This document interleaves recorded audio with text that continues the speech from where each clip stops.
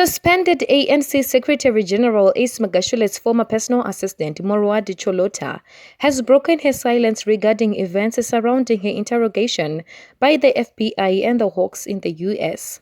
Sunday Times has received a statement from Cholota, who has described her interrogation by the FBI and the Hawks in November last year as intimidation.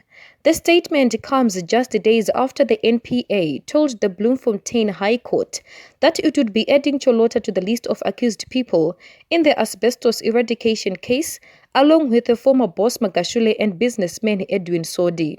The state says she will be extradited from the U.S. and charged with corruption.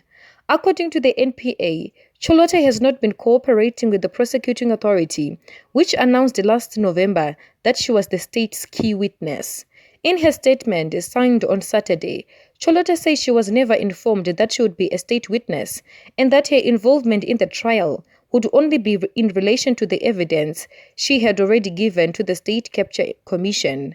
Before this, not a single person had contacted me, informed me, nor asked whether or not I consented to being a so-called state witness in these criminal proceedings, she wrote. She says she, along with the family, was blinded to the revelation that she would be a state witness.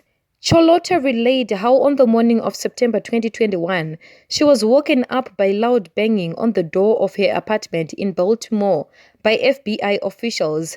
They immediately ordered her to get dressed and come with them. She claims she was not told where she was going. She was taken to Sheraton Hotel, where she was questioned, to her surprise, on matters not relating to her affidavit to the State Capture Commission. Her interrogation, she claims, took place at the Sheraton Hotel and at the SA Embassy over 2 days, where she was being coerced to give answers that would incriminate her.